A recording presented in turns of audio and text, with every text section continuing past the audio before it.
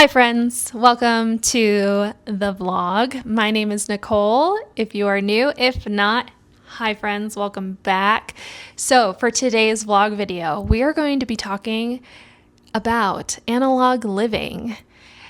Analog living is becoming such a trend for the younger crowd, like Gen Zers pretty much. But if you're a millennial like myself or older, analog living is something that we have been doing already for a really long time.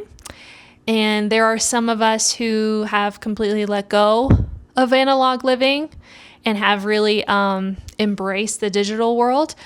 And there's people like myself who refuse the digital world and has stayed in analog living and will continue. What is analog living? Analog living is the opposite of instant, pretty much. No streaming as much. I don't rely on always using my computer for everything. It's pretty much like you do everything the old way, I like to say. So, examples of analog living. So that would be handwriting. So that means writing letters, writing in your journal, writing in a daily planner again. Another one is having film cameras.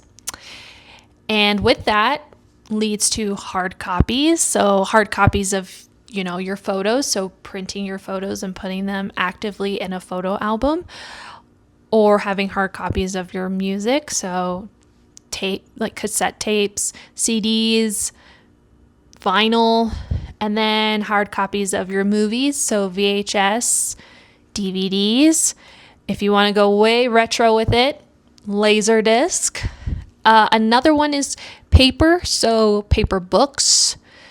So kind of not using the Kindle and going back to reading a real book. Even going as far as using the newspaper again. And then there's just also, in general, having a conversation. So I think we all are in this time where when you're with a group of people, we fall into the trap of looking at our phones when things feel like kind of awkwardly silent, or just like you're just getting comfortable with that group of people and you just kind of sit on your phone and doom scroll while you're supposed to be actively spending time with them. So eliminating that as best as you can. And part of that is also just self-discipline, really. Like for me, if I am with my friends or family, I actively don't look at my phone a lot. I've gotten so far where I've turned off the notifications of my text messages. If it's really important, I feel like they would call me. But I feel like texts aren't that important. You're just kind of, there are people that are talking to you and I love them, but if I am with someone else, I need to be present with that person. So if it's an emergency, I would expect that the person would just call me. So yeah, I made active decisions to kind of eliminate the distraction of the digital world. With that said, I also love the aesthetic of analog in general. When you watch movies and TV shows back in the 80s, 90s, even the 70s and early 2000s, things were simple, cozy, and I don't know, they just, they just seem so much more present with whatever they're doing. And it seems like a slower paced life and more clarity for your mind. That's kind of what I get out of it. But I also just love the coziness of it. I have great memories as a child living an analog life and having parents who were present with me and weren't distracted by technology, especially after a day of school, a day of work. We came together and we had conversations and we watched movies together. We played board games together. My mom, really enjoyed being in the kitchen and made the best dinners. So it's definitely something I don't want to lose. And I definitely want to give that to my kids when they are growing up in our home. So with that said, how do you add analog living to your house aesthetically and kind of giving you that feel again? Well, it takes time. So today I am going to share with you some of the technology that I have saved and how I have incorporated it in my home the best way I can, And of course, it's probably going to look old to some people because it's not usually what a lot of these decorators are going for today. It doesn't really fall in line with the current trends, should I say. But you know what? It's your home. Do what you want. You don't have to follow trends. I honestly feel like if analog living is coming back, will it ever actually leave then? It's obviously something that we are craving and that the young people crave, even though they didn't really live it. They want to live it. So maybe it's just going to be always here to stay. You never know. How to get the analog living things if you don't have nothing. Like for me, I saved everything. But if you don't have anything, how do you start? Go to the thrift store. The thrift store has a ton of stuff. I actually picked up a couple things at the at the thrift store that I am excited to share with you. Or another way to get it is maybe your family members actually still have some of that stuff and are willing to give it to you. A lot of people are trying to kind of get rid of some of those things because they don't know that this is coming back, Or another way is garage sales. Garage sales are also gold mines. Or estate sales. Those are real gold mines. And so that's kind of the best way to get started.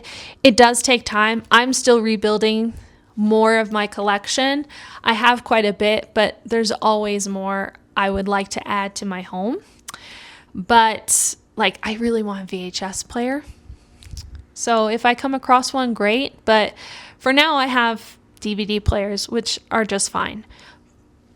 But it'd be kind of cool to have a VHS player again and play those old school Disney movies and stuff. Plus, it's kind of funny. Many of you, I'm sure, have seen that when you watch a VHS or sometimes a DVD versus the movie streamed, they have cut out scenes. And so you're almost having the original copy when you get the DVD and the VHS versus what we're seeing on the streaming network, which I find really interesting. But anyways, let me show you what I got.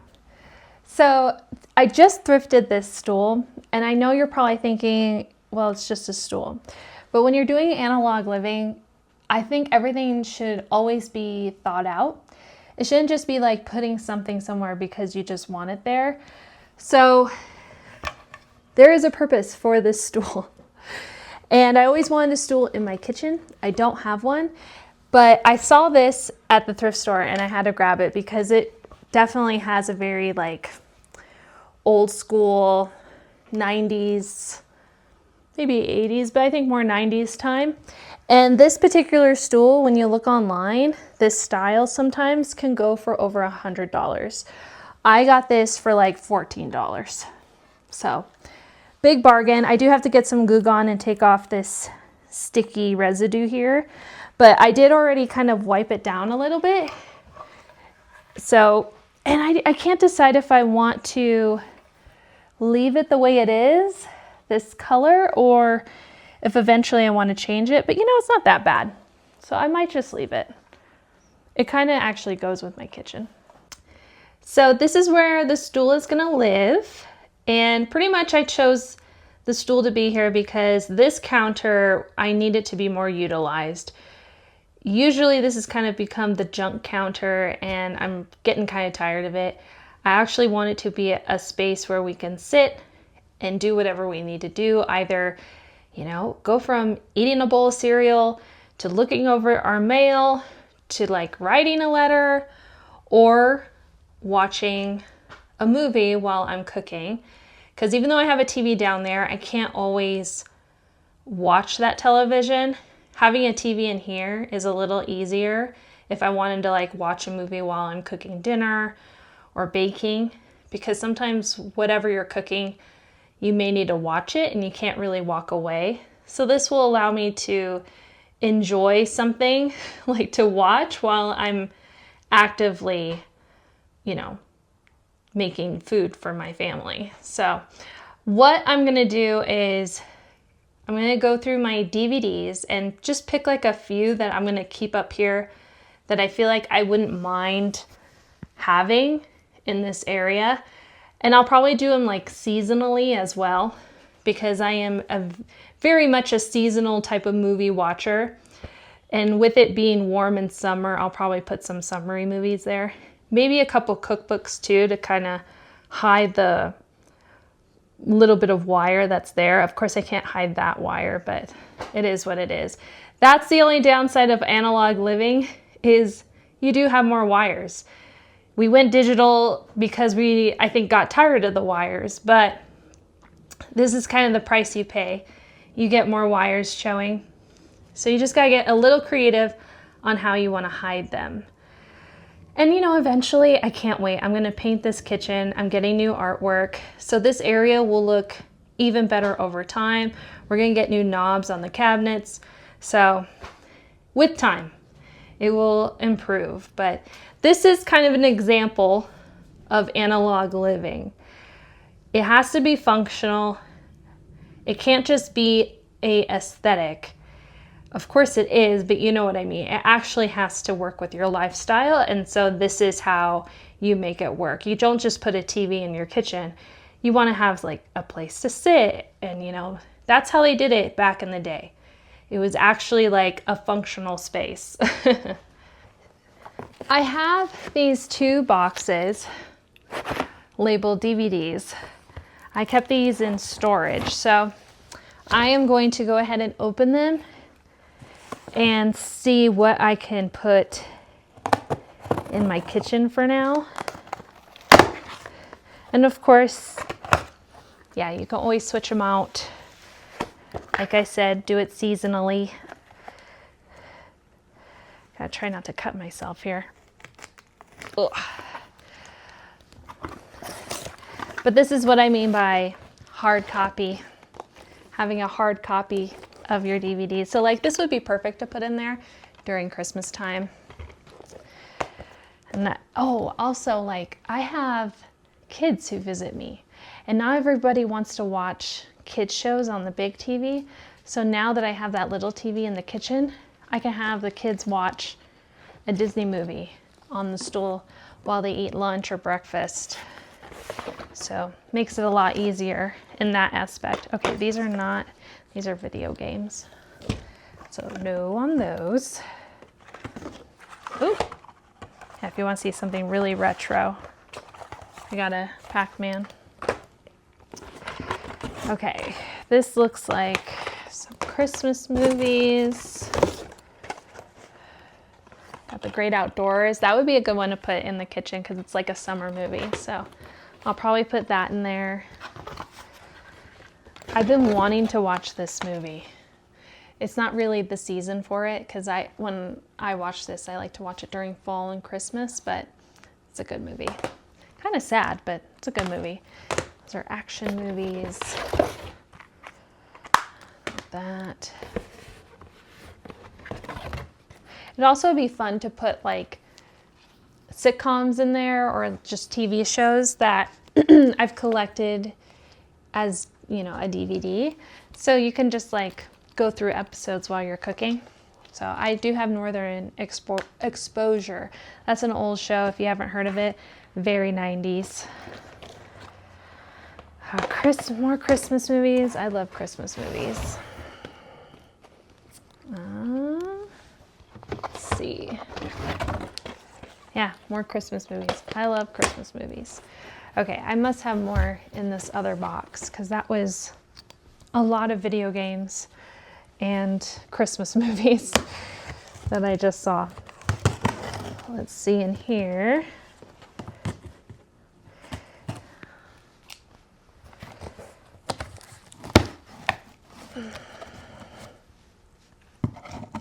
And what's fun is that now that you have like a TV like that in your home, you can now thrift for more movies that you think you might like. And they're super cheap.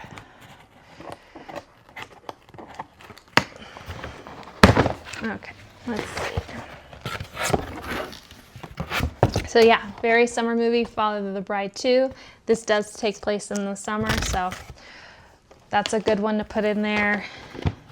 I love this movie, but I'm probably going to put this in my kitchen around the fall time, actually. Ferris Bueller, very summer.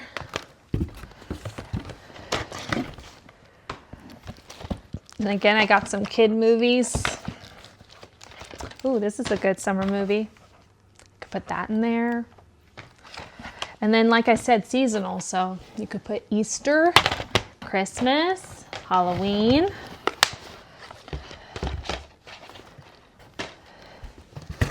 Got a lot of kids movies because I just couldn't part with them. And a lot of action movies. Oh, this is a good one to put in there too. I like that one, so I'll probably put that. This would be good too because it is wedding season. So, oh, this is also a good one. Very kitchen-ish movie to put in there. Yeah, okay. So I think I found a few that I can use, and I'll just have them sitting in there.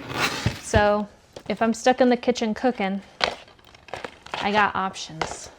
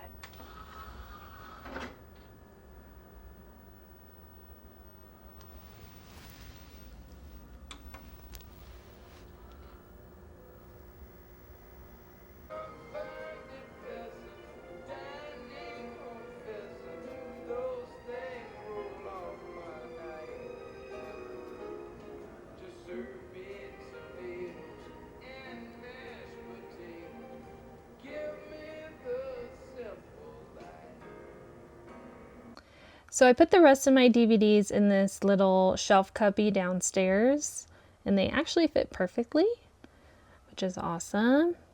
And speaking of analog, this is one out of the 2 Nintendos we own. Both Dan and I didn't get rid of any of our video game systems from when we were kids, so we're pretty locked in that aspect. But let's keep moving on. So I thrifted something else that ties in with the analog lifestyle. The only thing with this is actually going to be a gift for Dan, so I can't display it yet, but I will show you guys. I did just clean it up. So it's a vintage cassette tape holder. Obviously the little drawers open up and you put the cassette tapes inside in the little notches. We are growing our cassette tape collection. Sorry, it's still a little wet. I'm gonna have to still let this dry.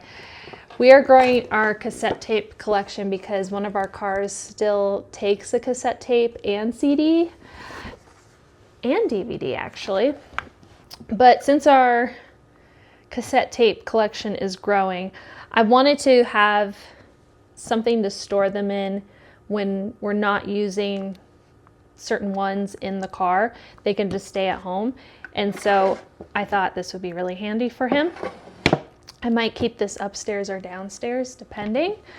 But yeah, it's pretty retro looking. It does,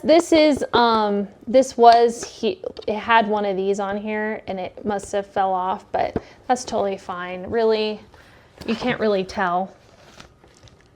It just looks like maybe it's a different type of drawer, who knows, but I didn't really think of it as a big deal. That's what happens when you're thrifting sometimes. Things aren't always mint condition, so. But in the end, this will be very handy for us. We do have a record player, and I have been collecting records for quite some time. So that is also something that continues to grow. This shelf is kind of a work in progress in the sense of what I want to do with it. But for now, yes, this is our record playing shelf. I need like a better bookend situation for my records. And eventually I would love it if this whole shelf was just like covered in records down the road, but that takes time. And then I do have this guy. He's a little dusty because he was sitting actually at my ex's house, and my ex was nice enough to give this back to me. But, oh, shoot, hold on. I have it upside down. One second. This is my CDs that I've collected since I was in middle school, I would say. Very eclectic, all types of music in here. CDs that I've made myself that I burned, because back in the day we used to do that. We used to burn CDs and trade them off with our friends, or obviously give them as gifts. But yeah, I was very into that. I used to make CDs for my friends all the time, to the point that they used to request it from me, which was, it's pretty cool, you know? But yeah, it was always fun. I have good memories sitting in my room and going through my CDs and listening to music. What's interesting about this CD, this is why having hard copy is cool and not letting go of them. You actually can't buy this particular track anymore. I guess Smashing Pumpkins had an issue with the record label. Not sure what the issue was, but it was to the point that I guess Smashing Pumpkins can't stream this particular album that they made on their streaming apps. Sorry, I was gonna say networks, but I don't know, apps. So like, you can't get it on Spotify, you can't get it on Apple Music. You really can't get it anywhere. The only place you can kind of listen to it is on YouTube, because people have downloaded it on there themselves. But also it's so bad that I guess some of the videos that these people have downloaded have been deleted. So yeah, it's a very rare album. And this is why holding on to things can actually be really cool, because you can own things that you can't really get anymore. And look, we're in the musical territory. So yeah, very, very eclectic. And Peter Pan, just a bunch of random stuff. And you could tell like it was from when I was young up to when I was getting older. But good times. If you do get a chance to find old CD players, don't pass up on those at the thrift store. These are great to have, especially if you want to listen to those hard copy CDs that you own. And if your phone dies, you have a backup. I love these things. And believe it or not, these are making a comeback again. These, I guess, are considered analog living, even though I feel like this wasn't even that long ago. But people are now wanting to use these again versus the AirPods. So hold on to these, because I guess people are willing to buy them for a pretty good price. Now, the big thing about analog living is it's not just an aesthetic, it's a lifestyle. And my big thing is you also want to create a space for yourself, especially if you're a creative person like myself. So if that means putting out a card table in the corner of a room, so you have a space to do crafts or whatnot, then go ahead and do it. And that is what you see I'm doing here. I'm putting this retro table cover over my card table to kind of protect it so I don't make it all dirty. And then when I'm done, I just fold it up and put it away. I actually got this for when I had kids, so that way we can use it if we were ever decorating cookies or whatnot. But that is what this is for. This is the time where I can do something quiet, nothing digital, and I've gotten really into junk journaling with my mother. She actually made this particular journal for me. All you need is a journal, of course, and then you decorate the outside of it with just like scrapbook paper, and you know, whatever you feel like. We put patches on mine. And then inside you can thrift some picture books of any kind you want, or magazines, and you can use those pages within the journal just to kind of add a little flair to it. So for example, I have a bunch of free pages, but then in between there's a little bit of a children's book page inside. And it just adds to the junk journaling effect. But like, this is one of the pages I did right here, and it's just a bunch of random stuff. That's what junk journaling is. Pretty much this is a day I spent with my parents back home. We went to the grocery store, we went to Pete's Coffee, had Chick-fil-A for lunch, went to church one of the days, went to Affordable Treasures one of the days, went to Los Gatos. So it's actually, even though it's a junk journal, there are memories within there. I have been really slow with mine, and mainly because I really struggle not being a perfectionist. I overthink everything I'm doing when it comes to a junk journal, versus you're kind of just supposed to wing it, go with the flow, you know? And so at this moment, I'm just going to start gluing things on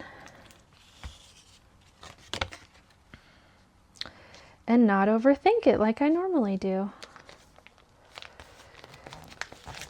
And yeah, all you need is a glue stick, clear tape,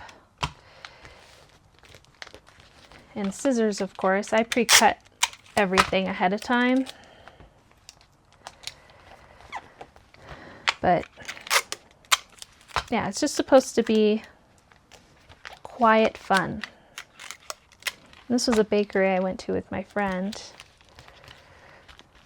And then it's nice to use leftover scrap paper to kind of fill in any gaps in the background, because I really don't want to see any of this binder paper, unless you want to, but for me, I personally don't. So I want this thing covered.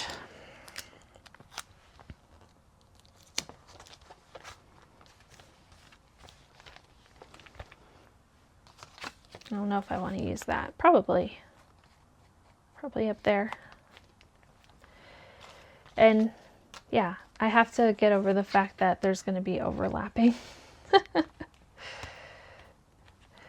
I mean, you could put some thought into it. It doesn't need to be a bunch of stuff that actually goes together. Also, print some pictures. That really helps with, you know, going along with that analog living. It adds a sense of coziness to your home and helps you go down memory lane without it sitting inside your phone. Or, you know, if you did print them, photo albums are great, but even those, sometimes you don't look at them as much as photos that you see framed around your house. And read like paper books. There's just something cozy and more personal about reading from paper books versus a Kindle. And when you have family over, play your favorite board games. Board games are a great way to conversate with people, and especially also puzzles. I am very big about puzzles. That's also a great way to entertain people who are staying at your house, or even if they just come by and visit. The puzzles is a great way to get them to kind of stop and, take a moment and kind of get involved in something with you. And you'll be shocked what you can do with your time when you make those little changes that force you to slow down. You actually become a little bit more productive, like I have done here, making granny squares that I hope will look similar to sunflowers and become a big old sunflower blanket.